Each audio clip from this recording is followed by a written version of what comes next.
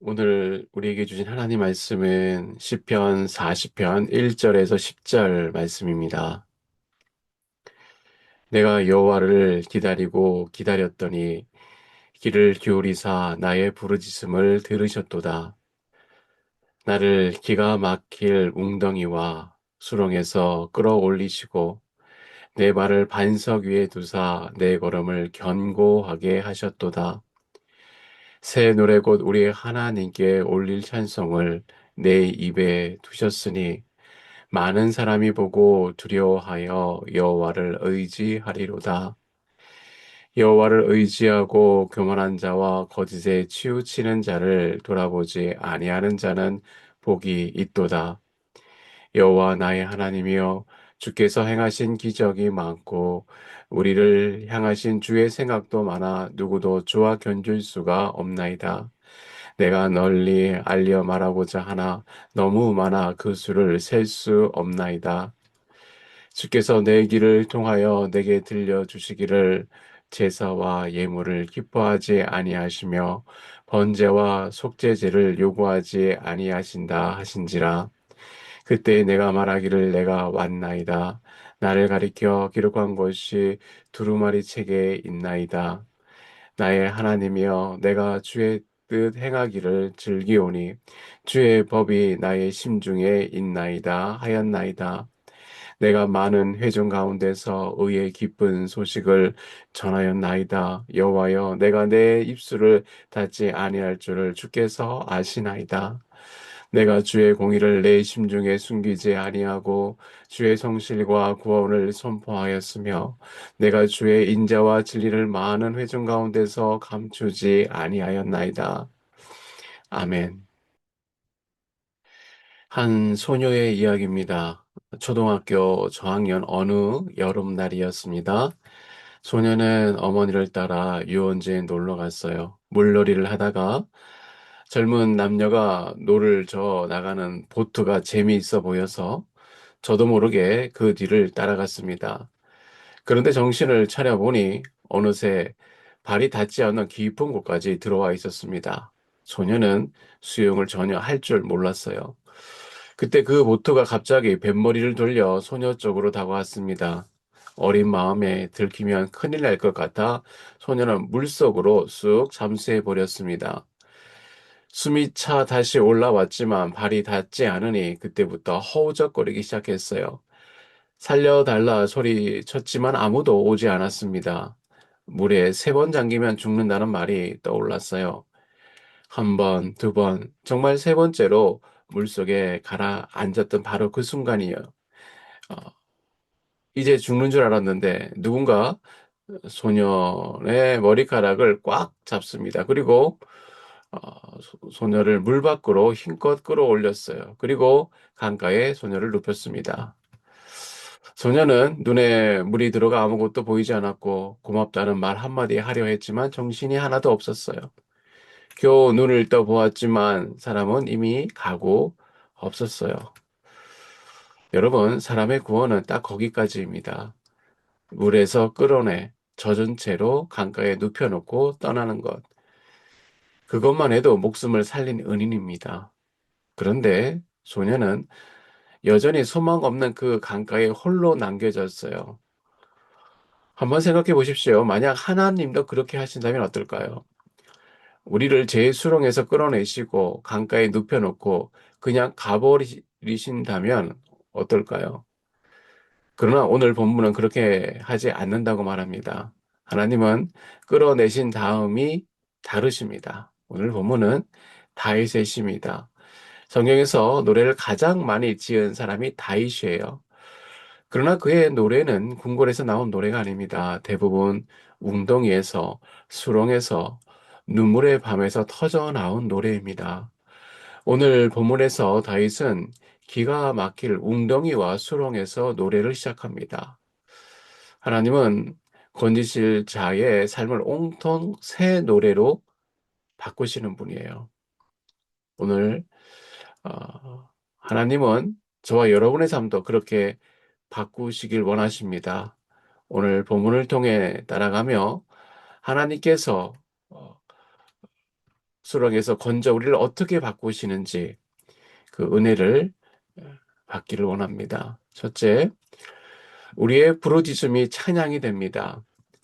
웅덩이에 빠진 사람이 하나님께 처음 드리는 것이 부르짖음이었어요. 곧 기도입니다. 아까 그 소녀가 물속에서 살려달라고 외쳤듯이 부르짖는 것이에요. 그런데 하나님은 그 부르짖음을 그냥 두지 아니하시고 마침내 찬양으로 바꾸십니다. 1절을 봅시다. 내가 여호와를 기다리고 기다렸더니 귀를 기울이사 나의 부르짖음을 들으셨도다.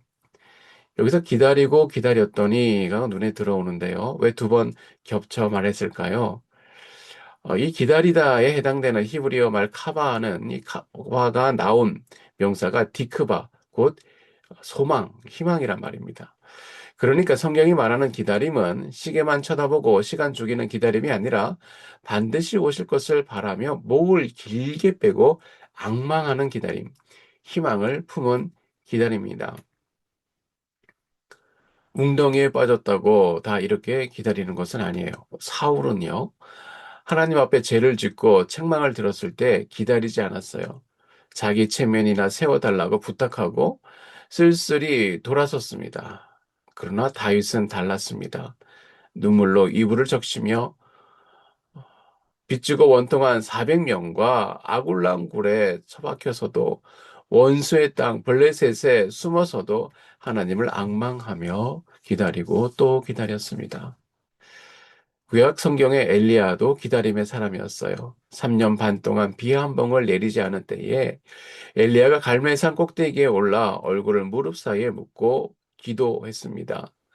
그리고 사흘을 보내 바다 쪽을 바라보게 했습니다. 아무것도 없었어요.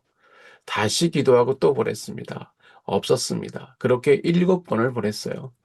7번째야 사안이 돌아와 말합니다. 사람의 손바닥만 한 작은 구름이 바다에서 올라옵니다. 엘리야는 그 손바닥 한 구름 하나에 큰 비를 확신했습니다. 얼마 지나지 않아 하늘이 새까맣게 지고 큰 비가 내렸어요. 기다림이란 이런 것입니다. 응답이 올 때까지, 될 때까지 멈추지 않고 기도하는 것입니다. 그래서 시편 27편도 이렇게 말합니다.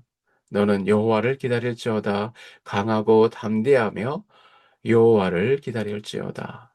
기다림은 강하고 담대하게 소망을 붙들고 버티는 것입니다. 그렇게 부르짖는 자에게 하나님이 어떻게 하십니까? 2절입니다. 나를 기가 막힐 웅덩이와 수렁에서 끌어올리시고 내 발을 반석 위에 두사 내 걸음을 견고하게 하셨도다. 여기서 아까 그 소녀 이야기로 돌아가 봅시다. 소녀를 건진 그 사람은 소녀를 강가에 눕혀놓고 가버렸어요. 사람은 거기까지입니다. 그런데 하나님은 두 가지를 더 하세요. 반석 위에 세우고 걸음을 견고하게 하십니다. 수렁에서 끌어내기만 하고 그냥 두면 또 미끄러지고 또 빠지기 때문입니다.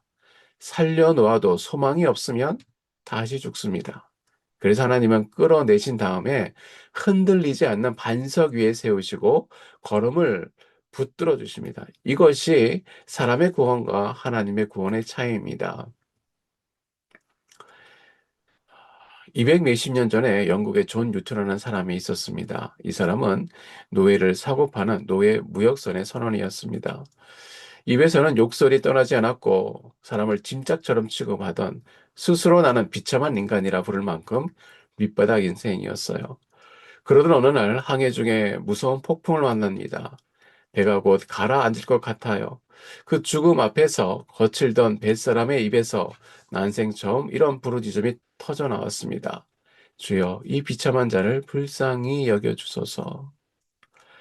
하나님이 그 부르짖음을 들으셨습니다. 그를 폭풍에서 건지셨을 뿐 아니라 그 인생을 통째로 바꾸셨어요. 노예 무역을 회개하고 그 길에서 돌아섰고 훗날 목사가 되어 노예 제도 폐지를 위해 싸웠습니다. 수렁에서 끌어내신 것으로 끝이 아니라 반석 위에 세우신 것입니다. 그리고 반석 위에서 그는 한 편의 노래를 지었습니다. 오늘 온 세계가 부르는 은혜의 노래, 우리 찬송가에도 있습니다. 나 같은 죄인 살리신 어메이징 그레이스입니다. 폭풍 속의 한 죄인의 부르짖음이 온 세상에 찬양이 되었습니다. 이것이 오늘 본문 3절이 말하는 것이에요. 새 노래, 곧 우리 하나님께 올릴 찬송을 내 입에 두셨으니 1절의 부르짖음이 3절에 이르러 새 노래가 되었습니다.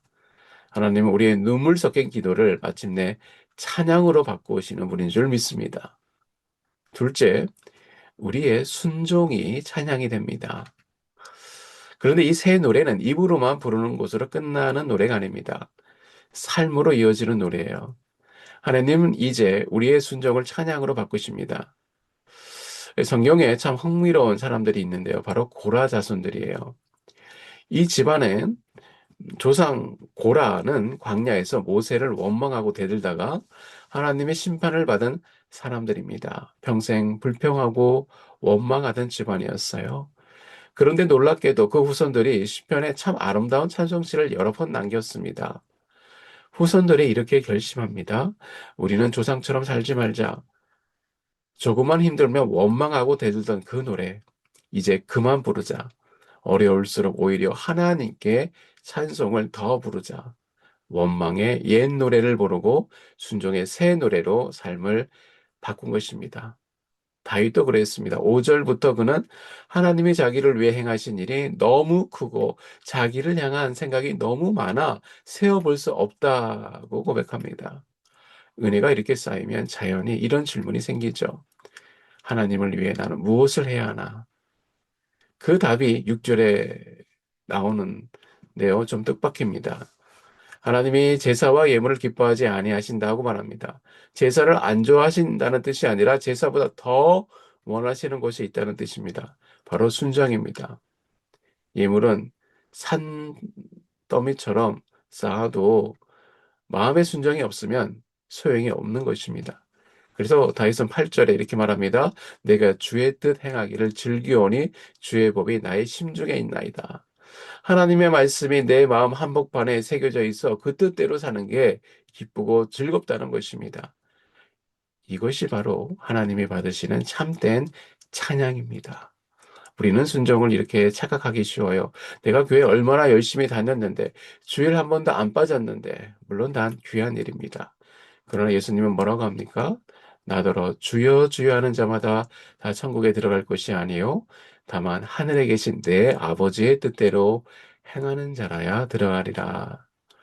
입술로 주여 주여 하는 것보다 내 아버지의 뜻대로 행하는 것, 그것이 바로 그 순종이 곧 찬양입니다.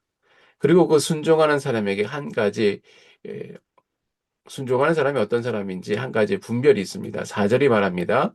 여호와를 의지하는 사람은 교만한 자와 거짓에 치우치는 자를 돌아보지 않는다는 것입니다.